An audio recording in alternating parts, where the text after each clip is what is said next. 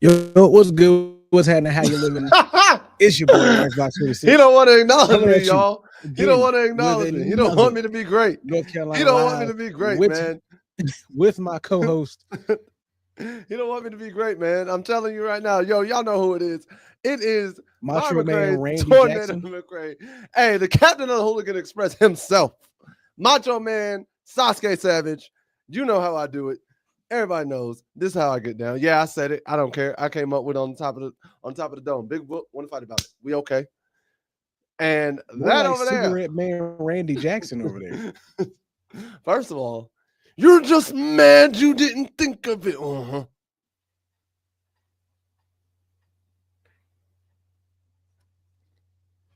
gonna let you have it. The Macho Man will take whatever he wants. Not this man just ignoring me for whatever's on his phone, though. I'm gonna let you have it. Basically, y'all, he don't want me to be great. I think I look lovely. I think I look handsome. Ain't nobody said that. You said that. Listen, bro, I went to Turkey. Uh-huh. It was Did a you bring back successful a trip. sandwich? No, I got a hoagie. What are you talking about? Yeah, you brought back a sandwich. No, that's not a sandwich. A hoagie is a sandwich. No. Yeah. No. I don't consider a hoagie a sandwich. And because I don't consider a hoagie's not a sandwich. But it's a sandwich. No, it's not. Do you consider a Philly a sandwich?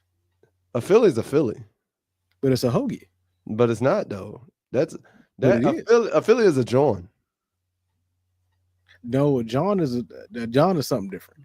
Boy. No, a John is a lot of things. A Philly's one of them. And so is a hoagie. Hoagie's a John. A hoagie can be a John, but a Philly can't be a hoagie. But it is, though. Nah. That's how I had to get to this document. I know. We literally had one viewer and then they left. They're like, yeah, nah, they ain't talking about They said, nah, this ain't it. This is not it whatsoever. The one viewer left. I don't know what they doing today, but it ain't it. Today ain't it. This is not Tar Heel football, according to them, man. But I mean, they weren't wrong.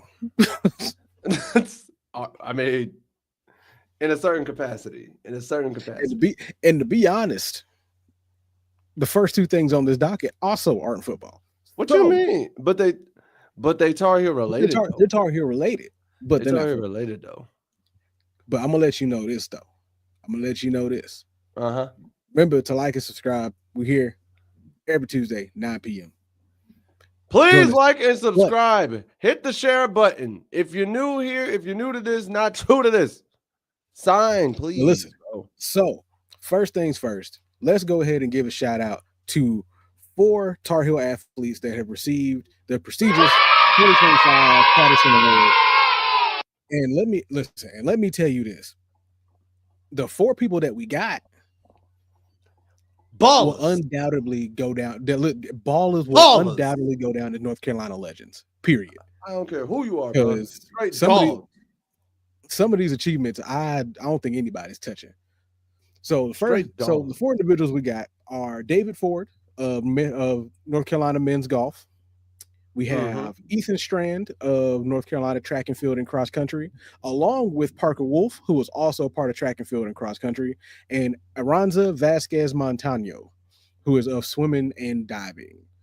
Let me just go through some of run the stats. Tell them the numbers. David Ford, David Ford, who is a record setter for UNC golf, single season scoring average of 68.78. Combined score to par, and this is single season stuff here, negative 89. Combined par per round, negative 2.47.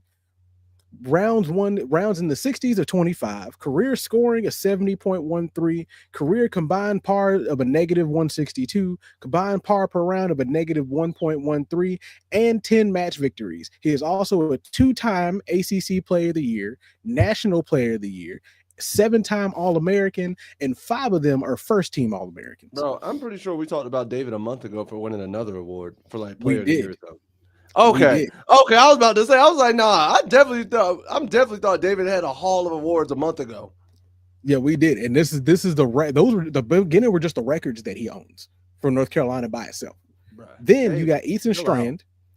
Then you got Ethan Strand, who is a 5-time ACC champion, first Tar Heel in the 4th in ACC men's history to win the outdoor 1,500-meter event in 3 separate occasions. And he set UNC records in both the indoor mile, indoor 3,000 meter, and outdoor 1,500 meter. Jesus. Then moving over to his cohort at Parker Wolf, who is a 7-time ACC champion, 11-time All-American, 4 in cross country, 5 in outdoor track, 5 in indoor track, 2 in outdoor track. He's the 2nd fastest in the indoor 3,000 meter, 8th fastest in the outdoor 5,000 meter, and he's a 2-time ACC cross country runner of the year. That man is better than me. I'll put it like that. Oh, listen, all of them are running is way better than I. He is way better than I ever could be. And last but not least is Miss Montano. Let me tell you what she got going on. When I tell you of her name will be up in the rafters forever. They will see her name in that swimming pool facility forever. 11-time All-American, 8-time ACC champion, 3-time most valuable women's diver, 2nd diver in ACC history, and 1st in women's history to win 4 NCAA titles. Boy, y'all better talk to her. And she holds multiple records, one of which she said is an HCC championship record in the 1-meter dive. Y'all better talk to her. Bruh. Hold up. Hold up. Let me get the sound back. Let me get the sound because bro. I said, let me get a drink. My mouth got dry saying all that shit. Bro. Ain't no. Bro. Hands down. So like those 4 athletes getting the most prestigious award for North Carolina single individual athletes, rightfully earned. Oh, for sure. If anybody debated that, I don't know who you were or why you hate it, but that's what this is. Then, speaking of titles, we also have 4 Tar Heels that have led the UAFA Women's Euro 2025 title for England this year.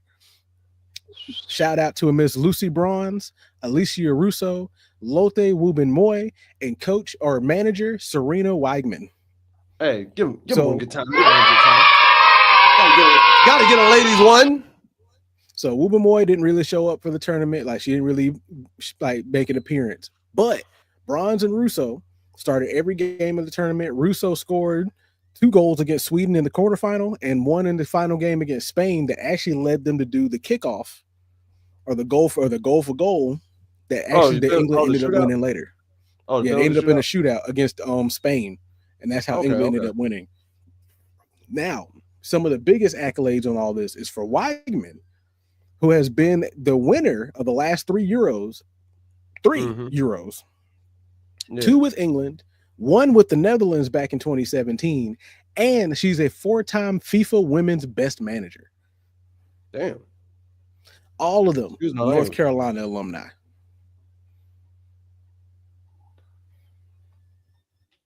So that just also extends the fact of one, North Carolina already has. We were talking about value in other sports last week. And this just goes to show you what we were talking about last week, bro. North Carolina is more than what was that? You good? What happened? Oh, I thought something happened over there. But this just goes to show that North Carolina is more than just basketball. It's more than just football. Bro, North Carolina got athletes up and down the spectrum. Listen, and that's not just saying, and that's selling them short. Because remember, a lot of North Carolina women's soccer players play for the national team. This is true. Like North Carolina has a long history of having women's soccer playing with the U.S. women's national team. So like it's this. Not in the U.S. women, but like, bro, this is just on top of accomplishment. Hey, accomplishment on top of accomplishment on top of accomplishment. They be doing their thing, bro. They be doing their thing. They doing their thing. I can't knock him, ladies, gentlemen, everybody involved. He ain't gonna give it to you. I gotta give you a round of applause, cause bro, when you think I'm going back to, I may not know. Listen, I'm not gonna say I'm the most in depth when it comes to certain sports, especially you know more about track and field more than me because you ran track and field. I know a bit about golf. Averaging is like, I know this. One shot under par, birdie. 2 shots under par, eagle. My man's had a combined score of under 3, a double eagle per round. This man damn near averaged an albatross in a single season. Like I don't know how crazy that is, but to me, the average Joe Schmo when it comes to golf, a double eagle per round minimum. It's called an albatross. Is it? Yeah. 3 under par is an albatross. I've heard it called a double eagle. I don't think I've ever heard it called a double eagle. Hold up. Am I outdated? Hold up. Yeah, I don't think I've ever heard it called a double eagle. Hold up. Because you got birdie, eagle, albatross, and then hole in one. In golf, a double eagle, also known as an albatross, is a score of 3 strokes under par on a single hole. So it's both. Okay, I was about to say, I've always known it as a double eagle. Yeah, I've only ever heard it as an albatross. I've never heard of albatross until you told me. I'm like, what? That's all. I've only heard double eagle. Okay, so we both right. All right, cool. Yeah, because like for a career, he's averaging a birdie for a career. So that's over the last 5 years of golf. He's averaging at least a birdie. He's averaging 1 under. And then for this past season, he was averaging almost. For this past season, he averaged damn near an albatross or a double eagle for this last season. Yeah, he almost was 3 under. Okay, man. Hey, bro, and that's per round. So listen. I don't know if that's per 72 or per 8. Listen, it could be either one. I don't know. That might be per 9. That might be per like front 9, back 9, per 18. I think it's per 18 holes. Yeah, it's per 18. Yeah, so by the time, so if he's averaging an albatross, as my co-host has said, which is a new word I'm probably going to use later down the line, to be honest. But 3 under first round, because usually most golf tournaments they go 4 rounds. Because you got like Thursday, Friday, Saturday, Sunday. 3 under, 6 under, 9 under, 12 under. Or if it's Friday, Saturday, Sunday, that man is 9 under every tournament. That man is 9 under on every tournament, dog. Like, I don't understand that. We have a Tar Heel who is shooting. I had to go make sure that, but yeah. So yeah, anytime somebody says a round of golf, it is per 18 holes of golf. All right. And usually, I do know tournaments. Set number of holes played, usually in a tournament format, like 36 or 72 hole tournament, where each set of 18 holes constitutes a round. Right. And that's the thing, because I know 2 rounds is 36. So that's why I always say Thursday, Friday, Saturday, Sunday, because I usually do 18 per day. You know what I mean? That's a lot of golf. I mean, that's what they do, bro. That's what they do. But I mean, it is averaging. He is PGA ready. Averaging 12, almost 12 under per tournament. Because think about it. He's doing that. If the tournament's 4 days long and he's shooting almost 3 under, that's 12 under off rip. Oh, yeah. He has, like I said, his combined score to par is negative 89. Yeah, you got it, bro. I'm at a handicap of plus 120. Combined wise, he's averaging under 89. I'm at a handicap of plus 120. He got it. I got a handicap of I'm dead last. We gotta go golfing one day, dog. You know that's one thing we haven't done. That's what it's like. We've been meaning to do that. That's the one thing we have not done. We gotta go one morning. Or it's just like you and me just go golfing full yeah. 18 and just have a day. Yeah. Oh yeah, listen, I've been golfing before, and it's a good time when you got the right people. When you got the right people, it's fun. But man, speaking of everything and dominance and all this greatness going around, we also broke another record. So, Tar Heel Nation, y'all have spoken. Y'all have let the excitement be known because Bill Belichick's debut season at Kenan Stadium has already been sold out, bro. I was seeing a couple articles about that. Like the whole season tickets are going. Bro, if you want season tickets, if you are a Tar Heel fan and you are trying to see Bill this season, you're gonna have to see him on the road because you're not seeing him at Kenan. Season tickets are gone. Single game tickets are gone. The concession stands is gone. The tailgate's gone. Well, no, you still might get the tailgate. Tailgate's always open. You still might get the tailgate. I mean, the tailgates are always going to be going on unless they run out. Tailgate's always open. But I'm just saying, bro, Kenan Stadium about to be packed and rocking. That stadium pulse, I mean, it ain't going to be top 25 like it should be, but it's going to be 18. It's going to be rocking. I got it at 18. It's going to NCAA 26. It's going to be ranked 18th on there. It's going to be rocking, though. Facts. It's going to be rocking, though. And I'm sitting there thinking about it. I'm like, bro, they said this is the earliest they've ever sold out. Think about that. Like the hype is real. This program been around for a grip, and this is the earliest they've ever sold out. We ain't even in August yet. Like, I know it's right around the corner, like 2-3 days, but bro, we are not even in August. And y'all done sold it out. Hype is real. And I think, are you surprised that it sold out this quick, or did you expect it like mid-August? I'm not surprised that it sold out this quick because, like I said, people were excited for Bill coming. People were excited for the recruiting process that they went through, the recruits that came in, the new recruits that are coming in for next season, new management. Everything was brought to a head at this point. So everything that was culminating over the spring, going into the summer, was leading to this point here. Because I think advertisement was better. I think community engagement was better. All of it, like every piece that you would need to get people to sell out a stadium, it was all hand in hand going on here. So, and people also want to see if Bill's going to prove people wrong about him being under his girlfriend's spell nonsense. So, I mean, as long as he ain't eating spaghetti, he good. But my thing is this: I truthfully didn't think it'd get sold out till the second week of August.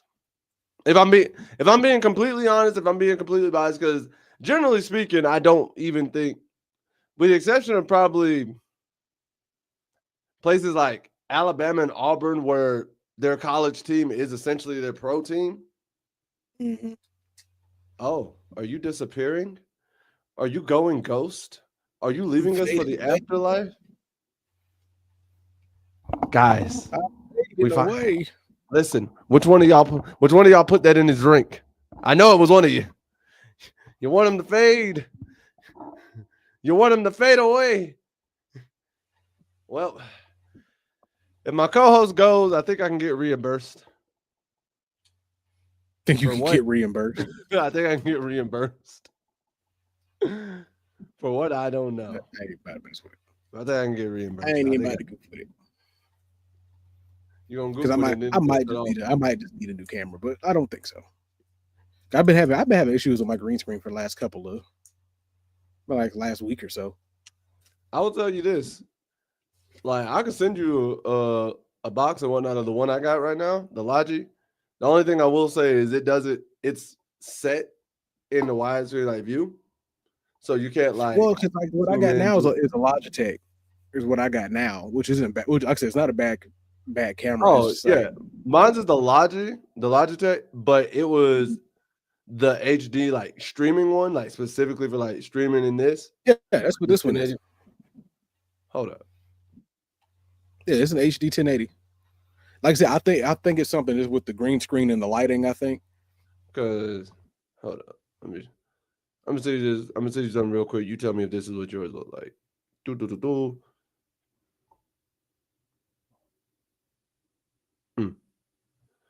Check your messenger. Tell me if that's what yours look like.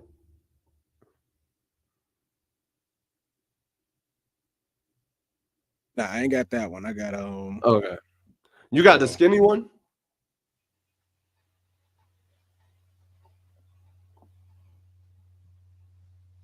Okay, yeah, you got the one I started with. Okay, yeah, you got the one when I first started on YouTube. You got the one I started with. So this one, I will admit, is a little bit, not even a little bit. This one is better, in my opinion, like way better. And I can send you what it looked like. It is. I'll look for it later. I think it's like, I think it cost me 70. I say I'll look for it later. Because this one wasn't bad up until recently. Because I said you can tell something with the green screen it ain't agreeing with. Oh yeah, like I said, it's a great starter because that's the same one I started with. Yeah, because it's just something with the green screen ain't agreeing with. I had that one my entire first year. Yeah, and didn't upgrade to this one until I came back to the States. I think. Yeah, I don't think I upgraded to this. You know, all these people in the group like, bro, like we here to be talking about football. What we doing? Get up on game. Get up on game. Listen, if you're trying to get into the social media content game, bro, we helping you out. Get up on game. We helping you out. So, because I was trying to find the other like actual camera that we got. Yeah, you know, Roger. You know, we got one of those like fancier cameras, and I wanted to see about putting it on the stand and seeing how that looks, but I can't find it. So. Probably look crisp, but. We're going to go into the next subject, man, because people are going to be asking about us. And apparently, Bill and Preston Media Days? So what you're telling me? So people were a little worried about Bill, whether or not he was going to sound like a coach. Because basically the title itself was Bill sounds like a UNC football coach and not somebody under his girlfriend's spell. I mean, he's got to sound like that, right? He's got to let y'all know he's still a human being. He's got to let you know, bro. Right. So basically, the whole thing was people were just worried about, okay, are you going to be coming up here talking nonsense, like basically trying to just mainly push your book and do this and do that? But no, they said when he got up there, like he definitely sounded like he's like, nah, this is all about football. What y'all saw going on during the summer was just shit going on during the summer. Excuse my language, but that's how he felt about Jordan, y'all. That man was mad.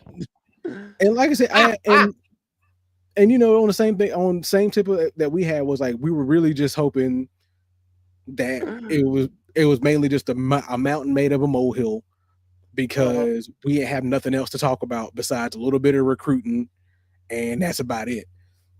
And occasional like stadium upgrades or occasional administrative thing, but like there wasn't a whole lot of football going on. So when this came up, you had to have a story for something.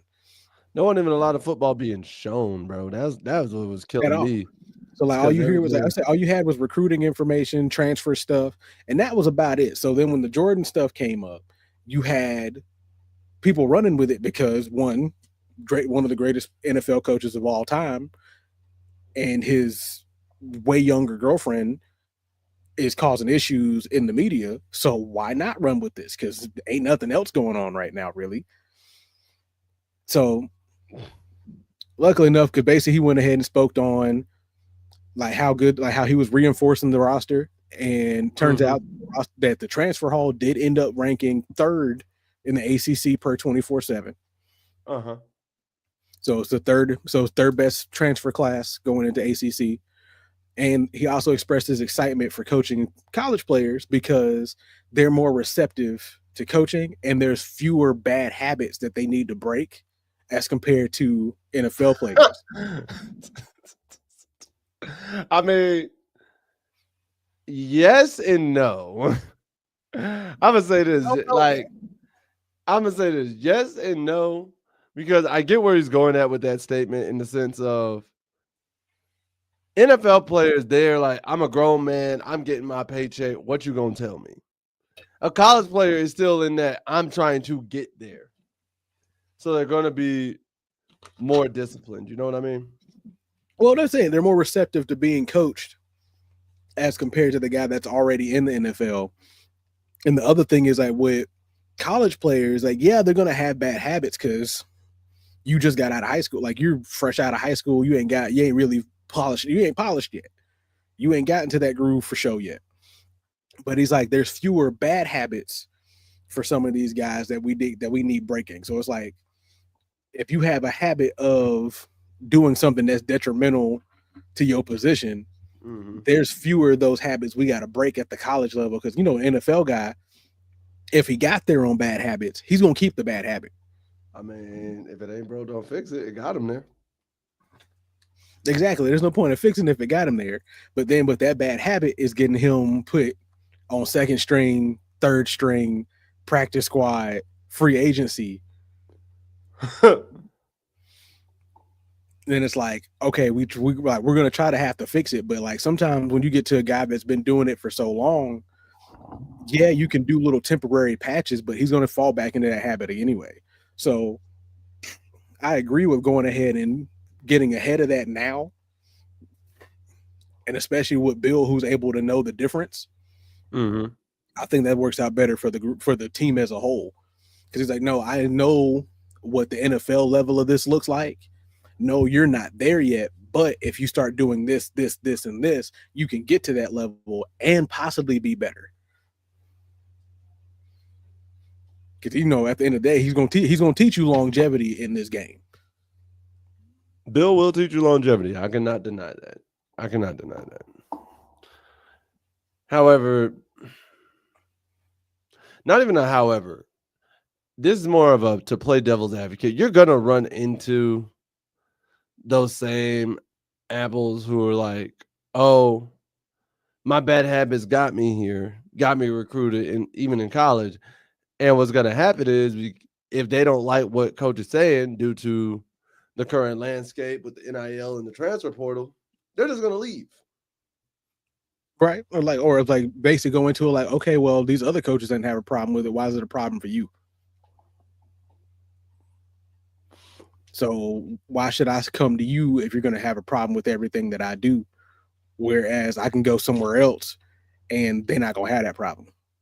They're going to leave about it. They're going to leave. And then all of a sudden, all chaos is going to break loose. And when all chaos breaks loose, hey, you're stuck at that point. I mean, that's true.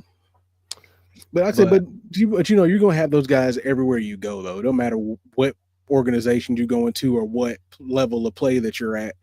Because you see it at the middle school level, you see it at the high school level, you see it college, you see it all over the place. Hell, sometimes you even see it at the recreation level, where you have this kid whose parent or whatever they had going on was teaching them one thing. Now you're trying to teach them something else. They ain't trying to hear it.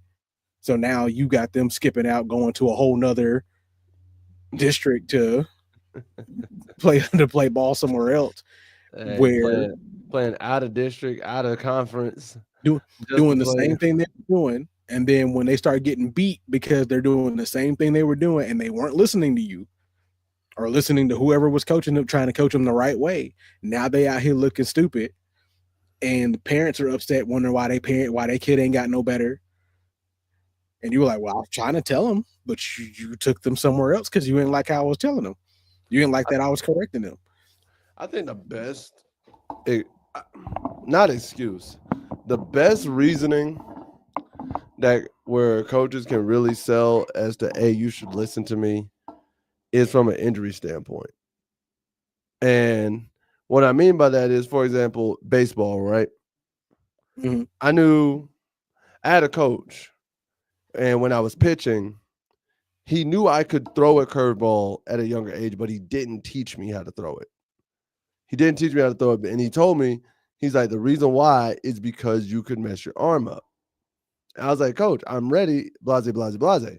There was a kid in our league, and I want to say I was 11, 10 when this was happening. There was a kid in our league who his coach was allowing him to throw the curveball.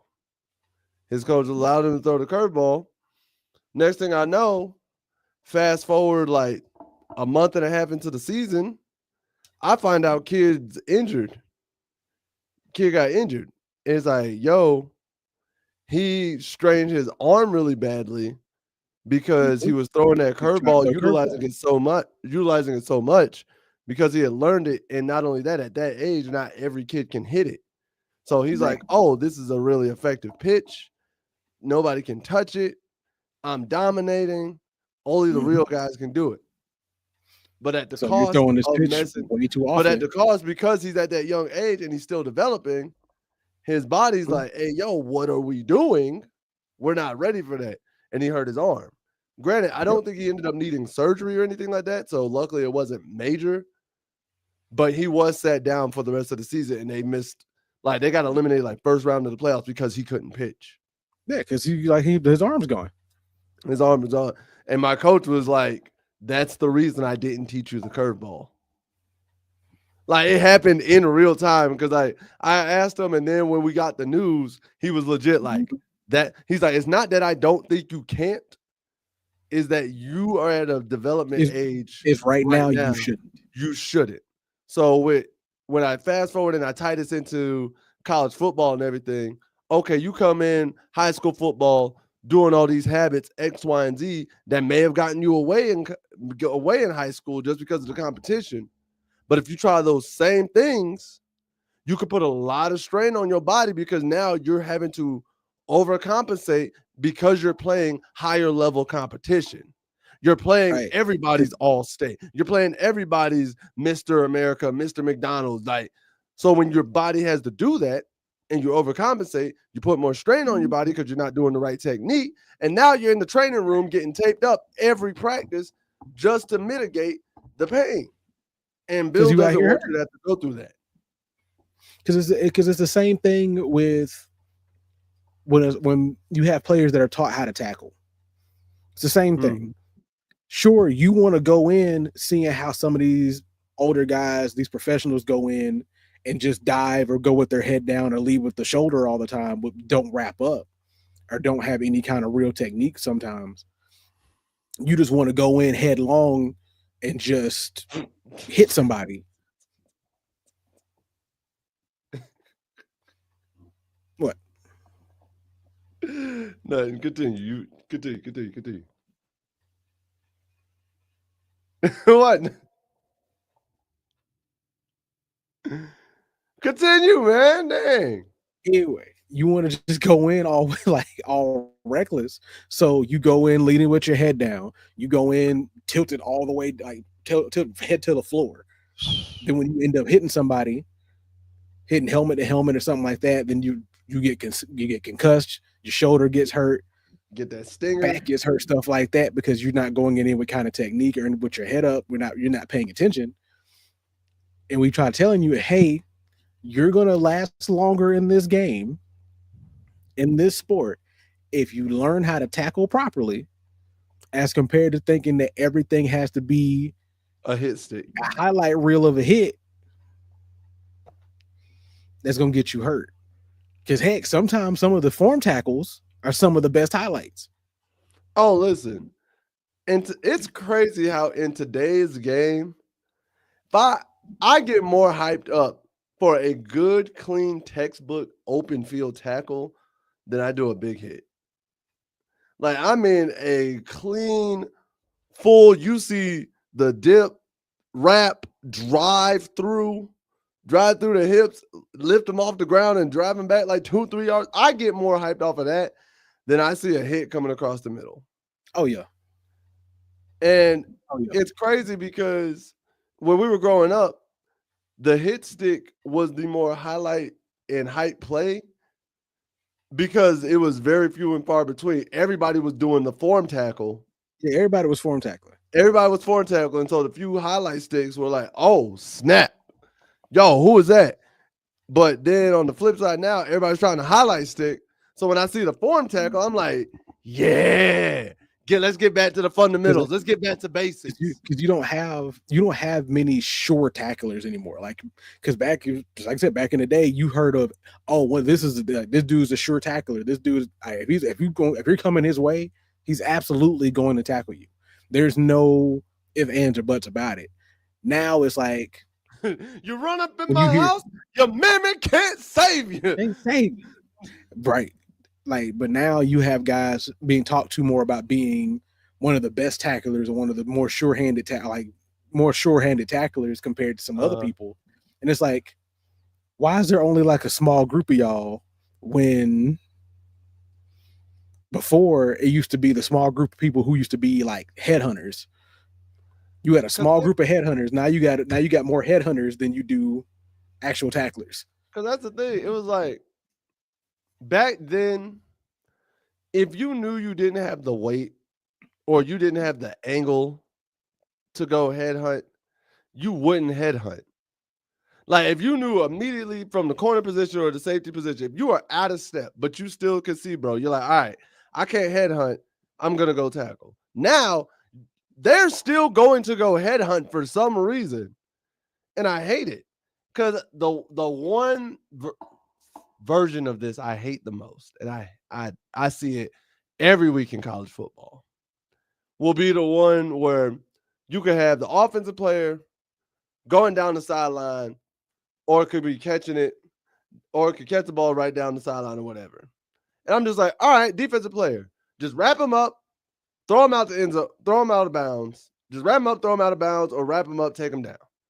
They go for that shoulder pop, thinking that's enough, and they hit him high every time. It ain't even like you went and took out his legs with the shoulder. You hit him high. You can't hit shoulder to shoulder. And dude just takes that energy and kind of spins off of it. Like, oh, hey, thanks. You kept me in bounds. I'm going to take it another 10 yards to 50 to a touchdown. And I'm just like, you could have avoided all of that, dog. You could have just tackled him. You just tackled him like your coach has been telling you since spring. You could have avoided all of this. And it's annoying. It's annoying. Can't do it, man. So what they talking about on ESPN, bro? Okay. Oh yeah. We got a video to show because I synced this and I was like, huh. I'm curious to what they say. Because I'm gonna be honest with you. I ain't even seen it. I have not even seen this video yet. So he peeped the game and game recognized game. I have not even seen this video yet, so bear with me. I'm just letting you know. Where is it? There it is. Take a look at my girlfriend. She's the only one I got. Blah, blah, blah, blah. Here we go. So he's talking about what will success look like for Bill, man. It's probably going to be an ad like Liberty Mutual or something. Still looking for that new job. When you mentioned that, I just found out my dad's sister's husband is golfing. Franklin University makes it possible. Shut up, Franklin. So basically, it's a lock. Sounds promising. Right? TJ, Chris, yes. I can't control the ad right here. You get it.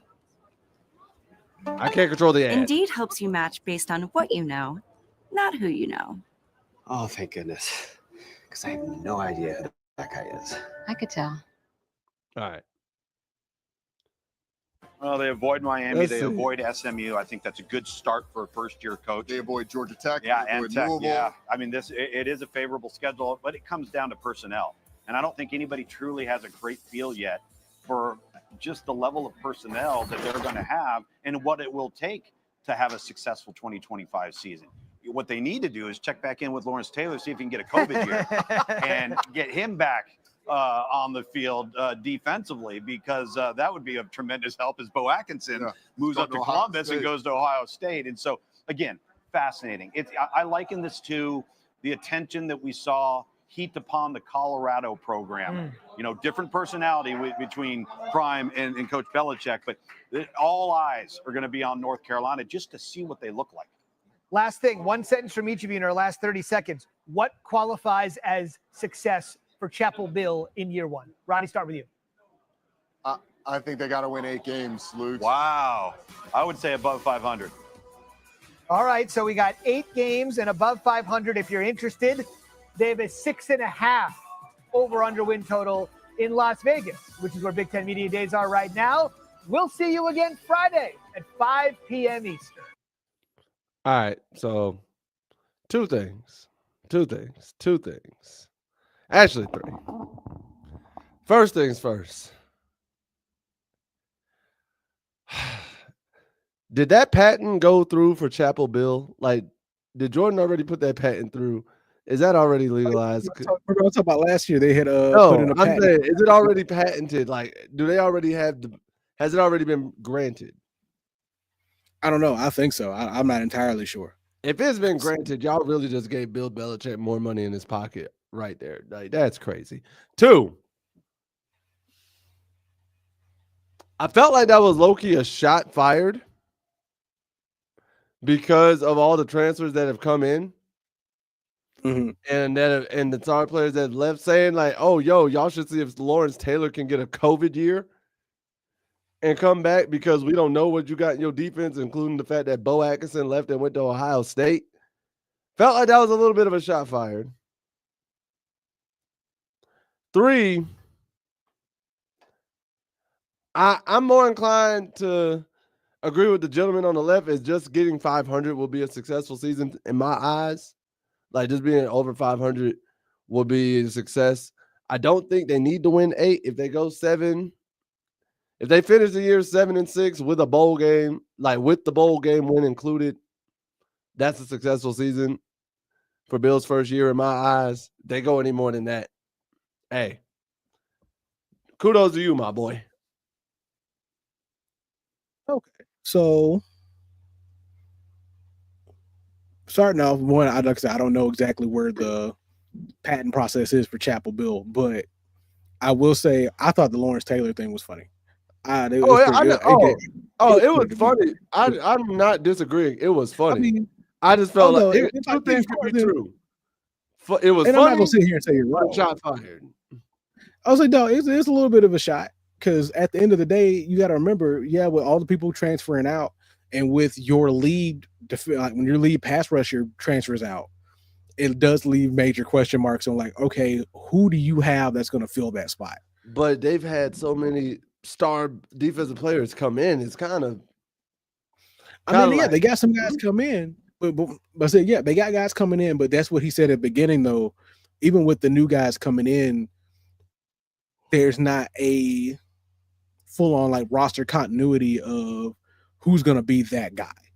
So I can see where they're coming from on the sense of like, okay, bringing back Lawrence Taylor for a COVID year would definitely help because at least that way for sure your pass rusher is Lawrence Taylor.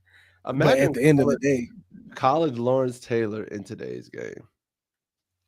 Oh, he wouldn't play any games. Why you think the man be ejected from game 2? They just banned him. I'm thinking he might fail a drug test. Nah, he probably passed college drug tests. I don't know, bro. Just because of what he did in the pros don't mean he did it in college. Oh, did I ever tell you that that policy is actually confirmed? Which one? So, kid you not, when I played at CSU, right, I had heard the rumor about, don't be like a walk-on. Don't be like a walk-on or a new dude, an unknown name, and have a great game and have a phenomenal game. You will get drug tested immediately. I thought that was just like a load of BS. I'm like, why wouldn't I want to have a great game? Bro, saw my teammates, right? We had a game. They balled out. Awesome. Kid you not. I'm in the locker room with them. Next thing you know, coach comes up. Hey, you, and you. Y'all got to go get drug tested by the NCAA right now. Kid you not. I was like, I just can't be good. Oh, like I just like it. It had to be like there's no way. There's no way my dog wasn't putting it. Because the thing about it was, I seen what they did all week in practice.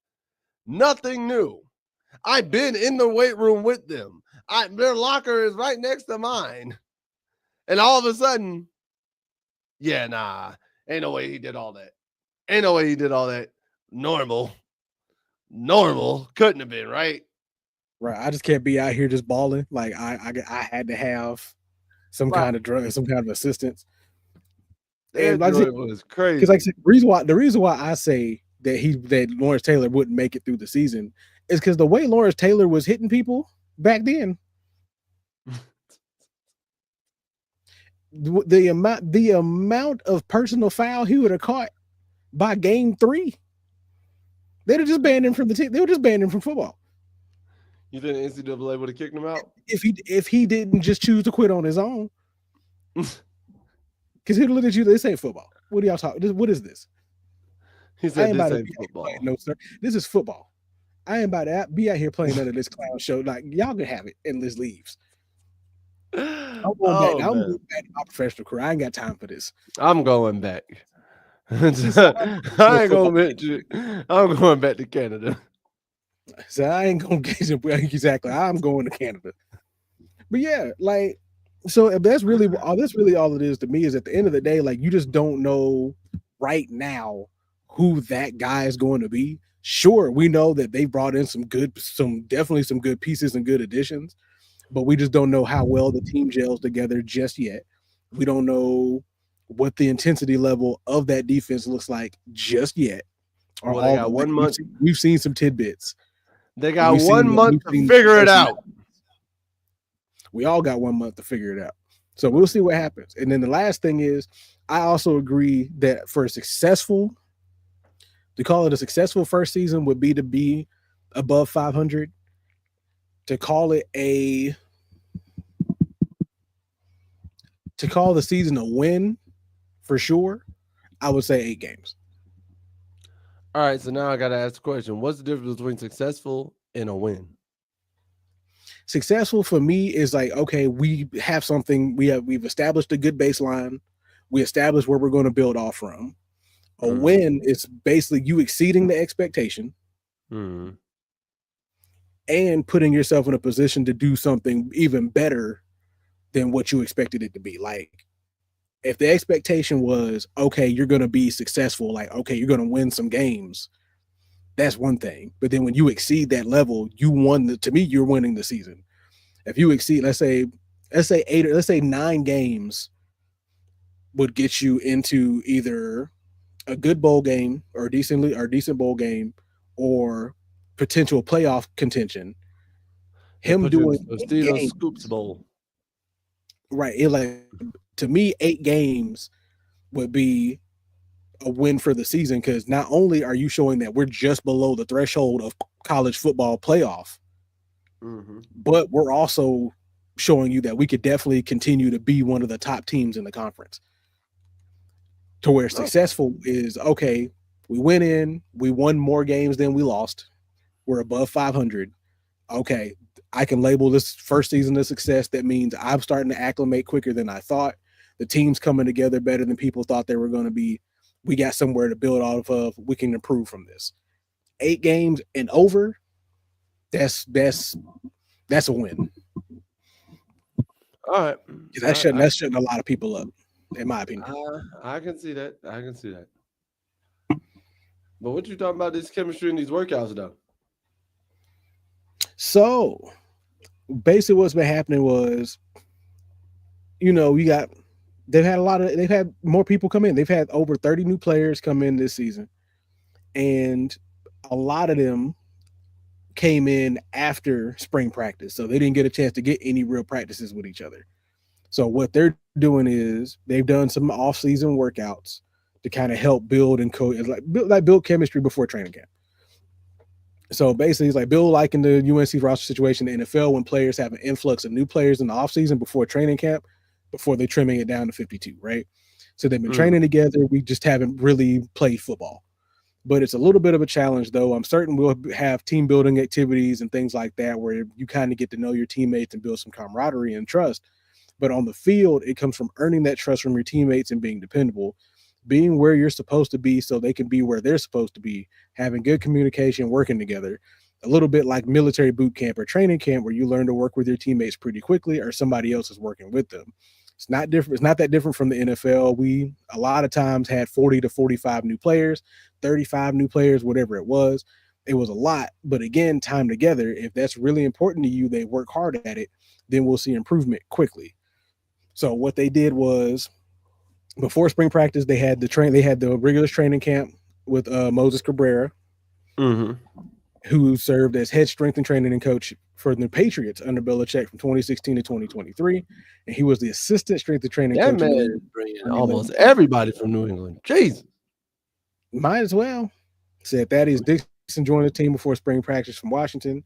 So, and he spoke to the team's ability to build chemistry despite many of them never sharing the field in an 11-on-11 setting.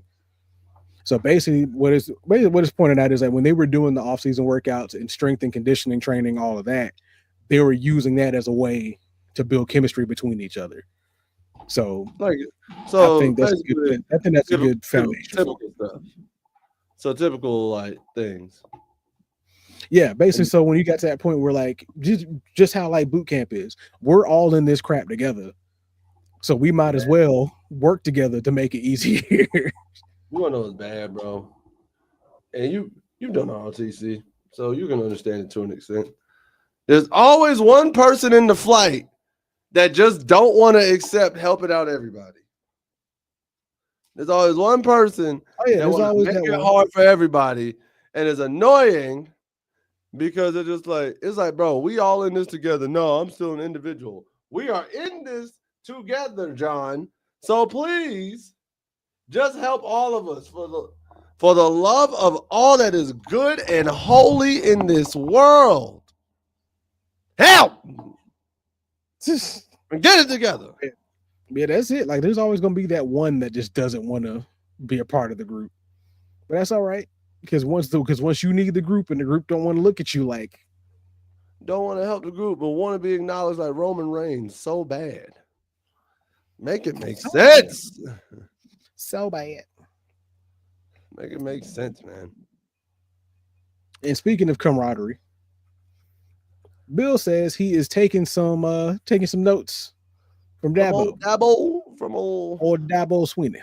So recently at ACC Media Days, Bill was basically asked like how with the coaching process and the transition from NFL to college.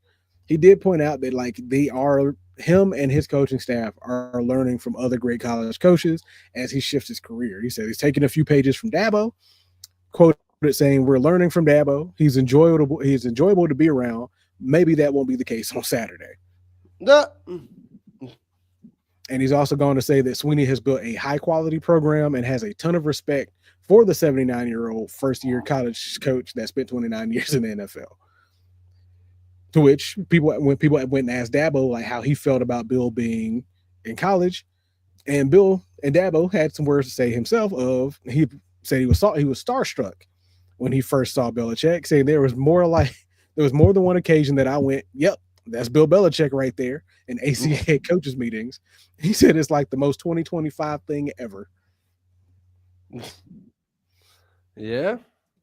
So yeah, I mean, and like I said, I saw an interview that they did on the ACC network about a month or so ago, and you can tell like even between the two of them, there's good rapport between the two of them. I can tell they're good guys.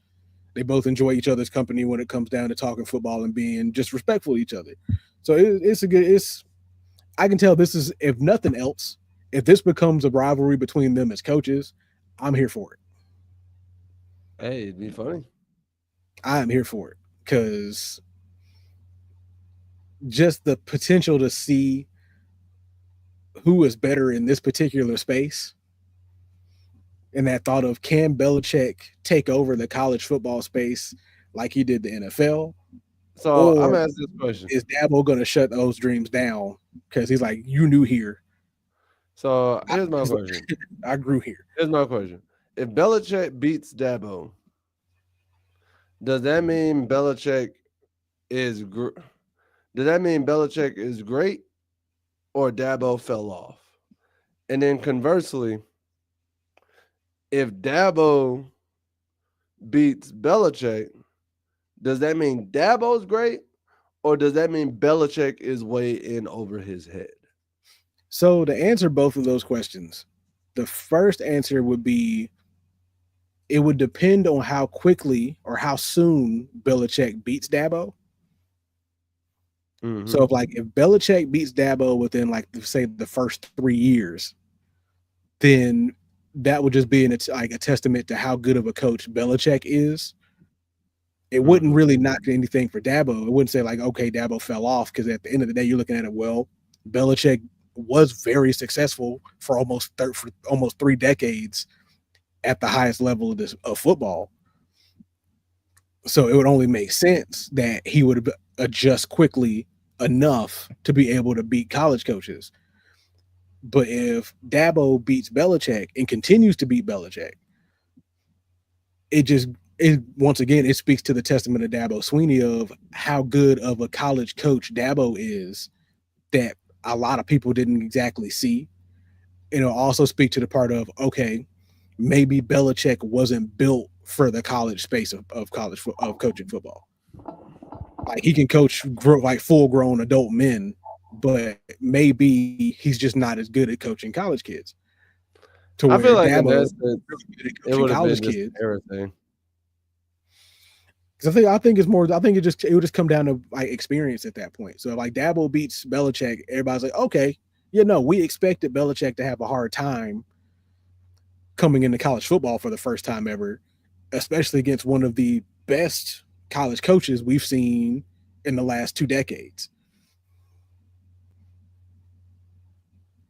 Like, when you go against the best, you expect to get beat by the best, unless you feel like you're better. Always.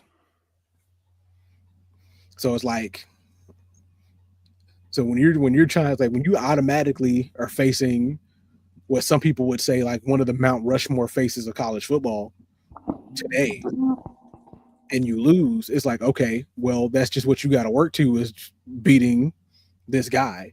But if you go in and beat him immediately, it's like, well, it's more like a god to a king in this situation.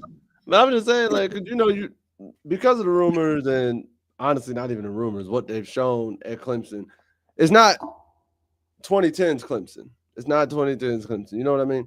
So if Belichick wins, there's going to be a section that says, oh, Belichick just fell off. Or not Belichick, but Swinney just fell off because he's not in his prime anymore. That's the reason why Belichick won in his first year, and he would never be. They're gonna bring up the transfer. They're gonna bring up the transfer portal thing again.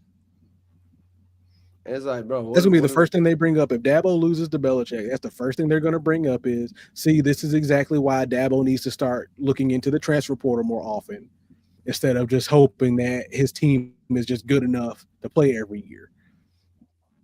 They're going to bring that up. They're going to start bringing up the conversation of he just needs to go ahead and get fired because his unwillingness to do transfer portal recruiting is what's hurting the program, all blah, blah, blah, blah, blah. But you say that, but remember, the man was in the ACC championship last year. The man was in the college. Like, y'all made college football playoff, right? Or y'all just outside of it? We made CFP. They made CFP. Oh, so I can remember it was y'all at SMU. I think it was SMU. No, so Clemson, they made CFP. Clemson made CFP because they won the. They won the ACC. They won the ACC and made it, and then SMU also made it, and had to go to Penn State. Okay, I'm about to say I had to make sure, but yeah, either way, it's like you got to remember, y'all kept saying that about him not getting the transfer portal, but he was in the college football playoff last year. They won the ACC championship last year with the same group that y'all said wasn't good enough because he didn't go and look for talent where he should have. But the thing is, he bruised talent with the talent he has. Honestly, he does really what Bill Belichick did in New England. That he tries to retain some of that same talent that y'all thought was 4th, 5th, 6th round talent or undrafted free agent kind of talent and makes them into prominent figures in the space. Yeah, because let's be honest, Belichick to Julian Edelman, Dabo Swinney to Hunter Renfrow. So like, at the end of the day, if we had to sum it up to anything, I would really just say it's just Belichick going against the college version of himself. Just the biggest difference is Dabo's just more outwardly emotional. Oh, brother, this guy stinks! I ain't gonna lie. I just wanted to use the button, but you can't lie. You can't lie. That was a good one. We ain't used that one. We ain't used that one before. I mean, I don't know why you used it at that point, but okay. Because it's like you said, when it gets a college version of himself, there's gonna be that one. There's gonna be that one Clemson fan who just does not accept that answer. They ain't gotta accept it. Ain't nobody had told you gotta accept the thing. I just hope you can accept an L when it happens. Oof, facts. And then other thing, man. I saw a word about this. So I gotta tell you, I seen the rumors, I seen the stuff's going around. And like we talked about last week, rumor has already been circulating about UNC leaving the ACC. We saw what the ACC was just charging just to leave. Like I'm telling you, they said they watched us eat $30 worth of snow crab legs. And they thought, and they said, we can't leave. If you know that reference, you're goated. If you know where that reference, listen, if you know where that reference comes from, you're goated. But the rumors and reports have been coming that UNC could be leaving the ACC for two conferences. And it's two conferences we knew that were in the picture. It was honestly the only two options. The SEC or the Big Ten. And the reports are saying, should UNC leave the conference, they are allegedly interested in the SEC, while academic personnel would prefer for the school to head to the Big Ten. It sounds like the SEC is where all the athletic interest is. Now, Fair. where do you before I even have you pick a side, what do you think the school means academically is better to head to the Big Ten than the SEC?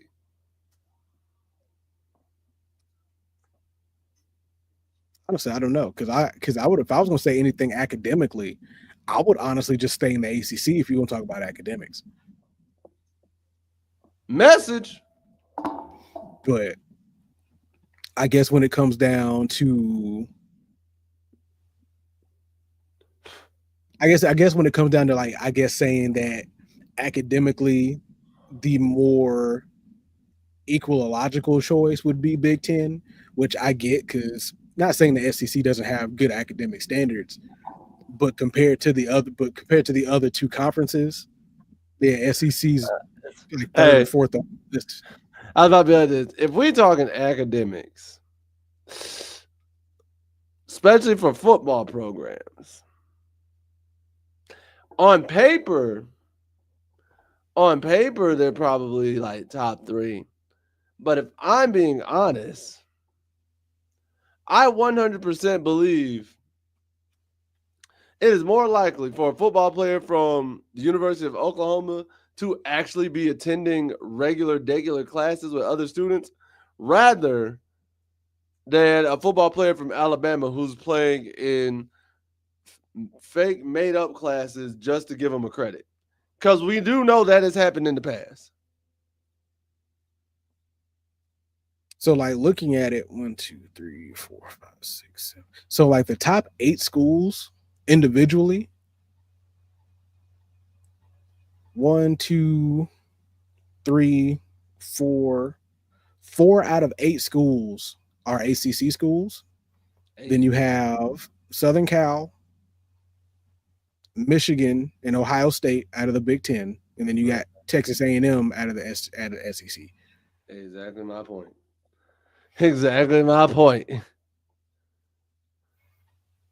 So it's not like they're dumb or nothing like that. It's just like you just know academically ACC and Big Ten are just more, there's just a higher standard academically compared to the other two conferences. Yeah.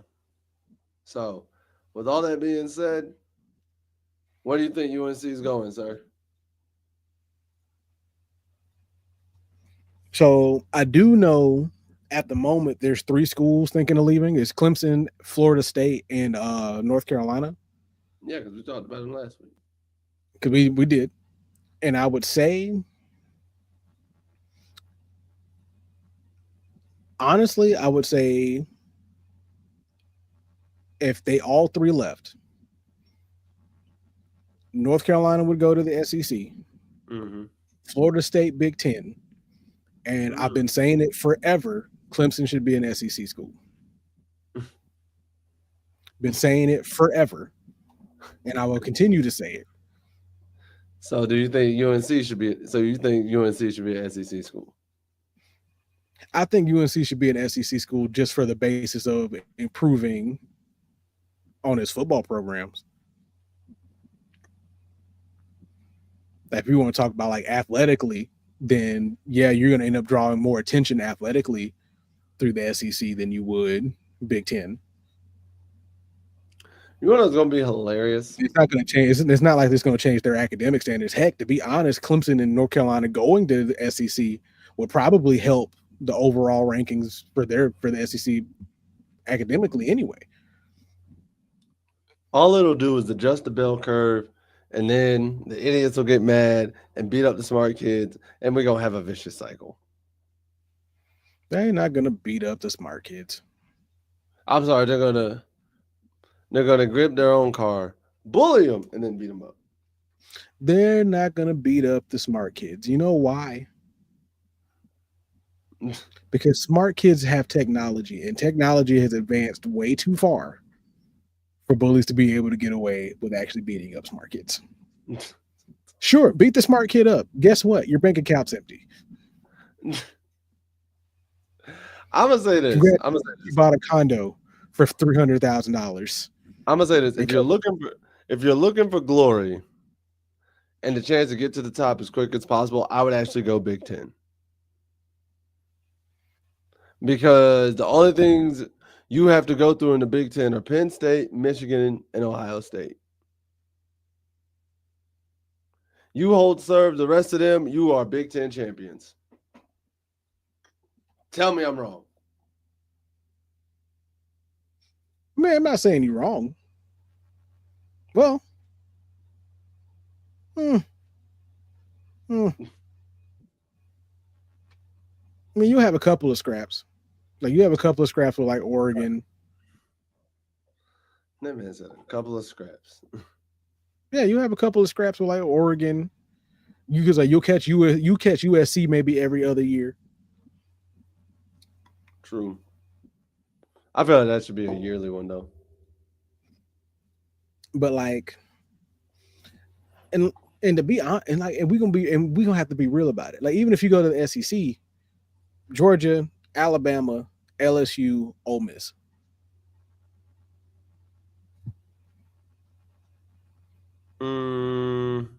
If you get through those four, I can see that. I can see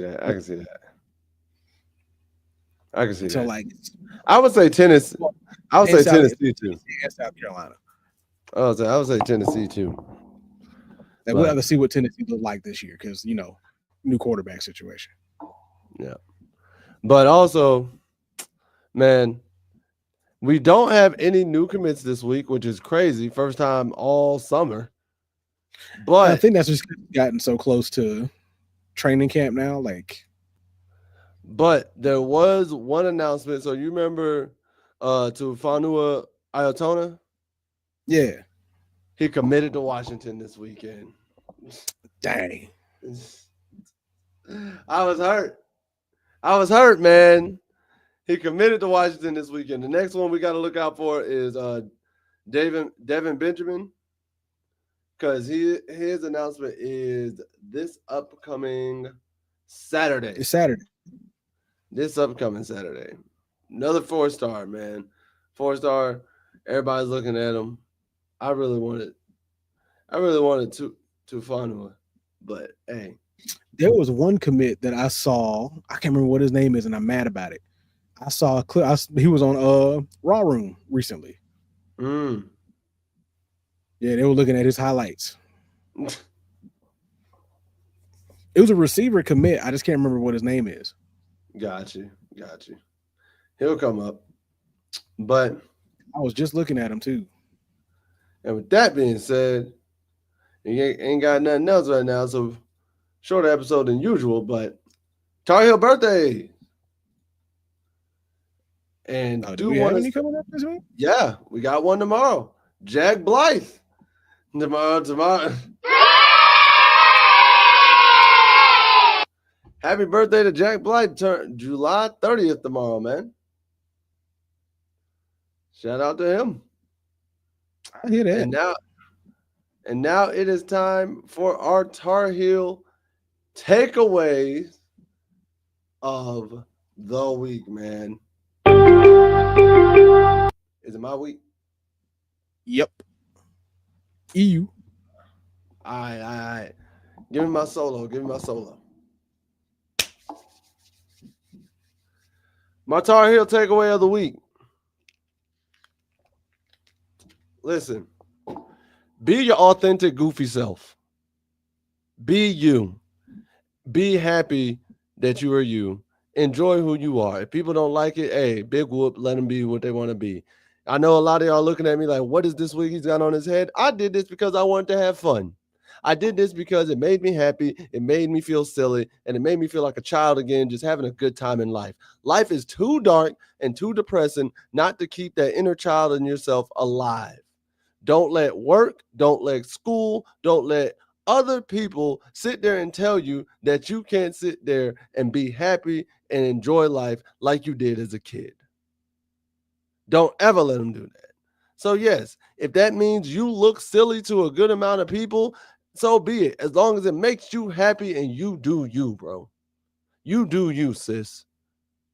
I am wearing this because it makes me happy and it's funny to me. And I'm comfortable in my own skin. I'm comfortable being exactly who I am, which is a goofball. And my alarm loves to go off to tell me I got to read my books. But you know what? That's cool too. I read books. It's another thing that makes me who I am. So, this is one goofball, the captain of the Hooligan Express, to all of y'all. Do that silly thing. Be the silly version of you that you always wanted to be, unhinged. And I promise you, life will just go so much easier and so much more fun.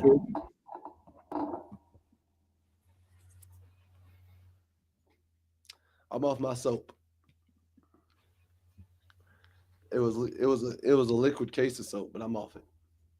A liquid case of soap. Yeah. All right. You need your sound bite? Go for it. All right. So, Tar Heel takeaway of the week. To all of those that work graveyard shifts, don't let nobody tell you that that's easy, because it ain't. It's tiring. You've been up all day and you gotta work all night. All them haters that be like, man, bitch, like, I bet it's a lot easier back like at that night. You ain't gotta worry about people looking at you doing this and doing that. This is true. It is a little more chill. However, the battle with sleep is real. Mm-hmm. Then you come in the next day, knowing that you got stuff to do the next day, throws your whole rhythm off.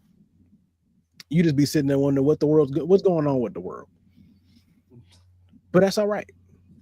Because you're working, you're doing what you need to do, you're getting that paper. So that's it. Hey, keep pushing. That's it, man. But guys, that's it for today's episode of North Carolina Live Podcast. Again, please make sure to join us live every Tuesday at 9 p.m. Eastern here on YouTube, Spotify, Anchor, and Spotify, Apple Music, Anchor, all the platforms. Y'all know what it is. Make sure to listen to us there if you don't feel like seeing our faces. But join us on YouTube every Tuesday, 9 o'clock p.m. Eastern Time. Share these videos. Comment below. Let us know. Because we love y'all having y'all here. Any last words, my co-host? Nope. All right. Well, with that being said, peace. My love to all of you. Take care. Later days. We out.